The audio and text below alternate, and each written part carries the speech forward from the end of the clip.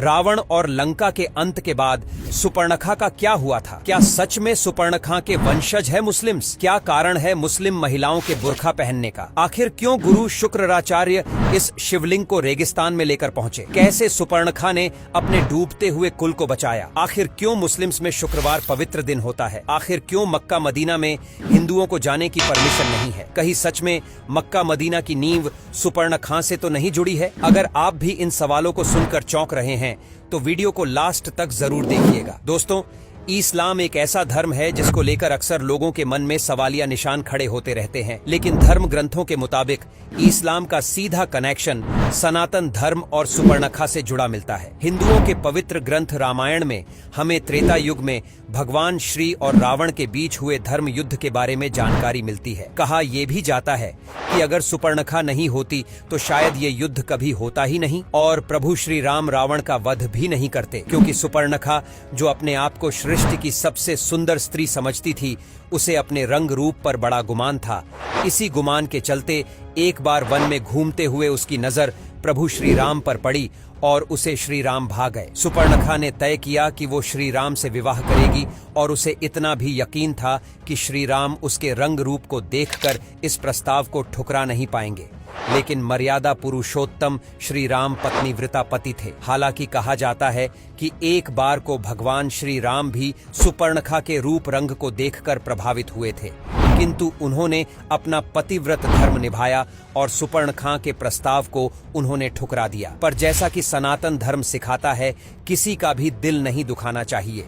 इसीलिए भगवान श्री राम ने अपने भाई लक्ष्मण जी की ओर इशारा करते हुए कहा कि यदि आप चाहें तो मेरे भाई से विवाह के लिए पूछ सकती हैं। अगर वो हाँ कहता है तो उनसे विवाह कर सकती हैं। सुपर्णखा ने भी ऐसा ही किया और लक्ष्मण जी के सामने विवाह का प्रस्ताव लेकर पहुंची, किंतु भैया और भाभी की सेवा में लीन लक्ष्मण जी ने भी सुपर्णखा को खाली हाथ ही रवाना कर दिया। इससे क्रोधित होकर सुपर्णखा ने श्री राम के सामने अभद्र भाषा में माता सीता की बुराई करना और उन्हें भला बुरा कहना शुरू कर दिया। साथ ही श्री राम को ये कहकर धमकाने लगी कि यदि आपने मुझसे विवाह नहीं किया तो मैं इसे यानी माता सीता को मार डालूंगी। जिसके बाद सुपर्णखा माता सीता के करीब पहुंचती है, लेकिन इससे पहले कि वो माता सीता को हाथ लगाती, लक्ष्मण उसकी नाक काट देते हैं, जिससे सुपर्णखा आग बबूला हो जाती है और बदले की आग में झुलसते हुए अपने भाई रावण के पास पहुंचती है। यहाँ रावण भी अपनी बहन की ये हालत देख गुस्से से लाल हो जाता है और अपनी शक्तियों के घमंड में माता सीता का अपहरण कर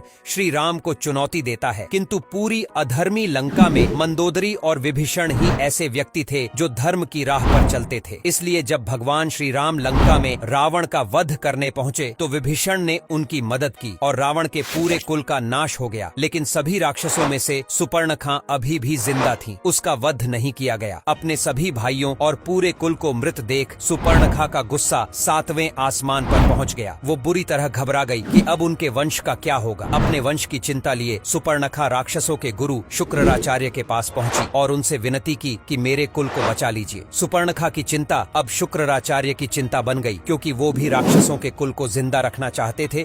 इसलिए उन्होंने सुपर्णखा को अपनी कुटिया दी और खुद भगवान शिव की कठोर तपस्या में लीन हो गए। गुरु शंकराचार्य की तपस्या से प्रसन्न होकर भगवान शिव प्रकट हुए, किंतु उन्होंने असुरों के अमर होने के वरदान की जगह शुक्राचार्य को एक शिवलिंग दी। साथ ही कहा कि यदि इस शिवलिंग पर वैष्णव यानी विष्णु का कोई अवतार या भगवान विष्णु का कोई सच्चा भक्त गंगा जल चढ़ा देगा, उसी दिन राक्षसों के कुल का नाश हो जाएगा।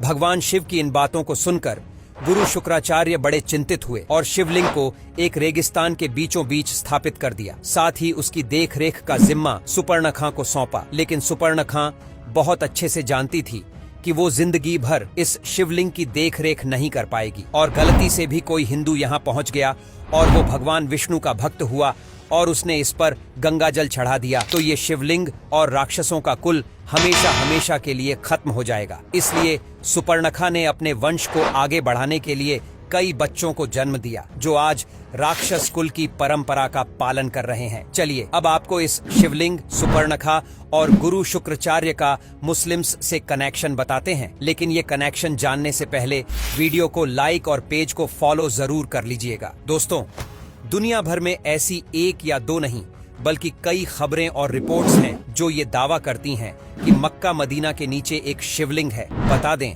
कि यहाँ उसी शिवलिंग का जिक्र किया जाता है जिसे गुरु शुक्राचार्य ने हिंदुओं से दूर रखने के लिए रेगिस्तान के बीचों बीच स्थापित किया था। यानी सऊदी अरब में मक्का मदीना की स्थापना गुरु शुक्राचार्य द्वारा ही की गई थी। हम जानते हैं कि आप सभी इस कहानी पर विश्वास नहीं कर पा रहे होंगे, लेकिन जब आप धर्म ग्रंथों को पढ़ेंगे तो रावण, उसके भाइयों और लंका के नाश के बाद सुपर्णखा के बारे में कहीं कोई जिक्र नहीं मिलता है, लेकिन कुछ ग्रंथों में इस कहानी को साफ साफ दर्शाया गया है। इसके अलावा शुक्रवार का दिन मुस्लिम्स में बेहद खास माना जाता है, जिसे जुमा कहा जाता है। ऐसा इसलिए क्योंकि गुरु शुक्राचार्य ने मक्का मदीना की स्थापना की थी, अर्थात उनके नाम यानी शुक्राचार्य से शुक्रवार को खास और पवित्र दिन माना गया है। इतना ही नहीं दोस्तों, इसी दिन गुरु शुक्राचार्य ने सुपर्णखा के वंशजों को वरदान दिया था। सुपर्णखा के ये वंशज कोई और नहीं बल्कि आज देश और दुनिया में फैल चुके मुसलमान ही हैं। जी हाँ दोस्तों, विश्वास करना मुश्किल है, लेकिन तथ्य और सबूत दोनों ही यही कहते हैं। एग्जाम्पल है सऊदी में हिंदुओं की एंट्री पर प्रतिबंध। आज मुस्लिम कंट्रीज में हिंदू लोग जा सकते हैं, लेकिन मक्का मदीना में हिंदुओं का जाना साफ तौर पर मना किया गया है। इतना ही नहीं, मक्का मदीना के आसपास मौजूद जगहों पर भी हिंदुओं का रहना पूरी तरह से प्रतिबंध है। दरअसल मुस्लिम्स को ये डर हर वक्त सताता है कि अगर कोई हिंदू मक्का मदीना पहुंच गया और उसने वहां मौजूद शिवलिंग पर गलती से भी जल चढ़ा दिया तो राक्षसों का कुल पूरी तरह से विनाश के जाल में समा जाएगा। इसलिए कहा जाता है कि सुपर्णखा ने ही इस्लाम की नींव रखी है और उसकी हर परंपरा का पालन भी मुस्लिम्स कर रहे हैं। उदाहरण के तौर पर आप मुस्लिम महिलाओं में बुर्खा पहनने के रिवाज को ही देख लीजिए। अच्छा, आप हमें बताइए कि मुस्लिम महिलाएं बुर्खा क्यों पहनती हैं? दरअसल इसके पीछे वजह सुपर्णखा ही है। सुपर्णखा ही अपने चेहरे को ढकने के लिए एक कपड़े का इस्तेमाल करती थी, जिसमें से सिवाय उसकी आंखों के अलावा कोई और अंग नजर नहीं आता था। लेकिन ये सब हुआ लक्ष्मण जी के सुपर्णखा की नाक काटने के बाद। ये तो आप सभी जान ही चुके हैं कि सुपर्णखा अपने आप को सृष्टि की सबसे सुंदर स्त्री मानती थी, लेकिन जब लक्ष्मण जी ने उसकी नाक काट दी तो उसका चेहरा बद से बदतर हो गया, जिसे देखकर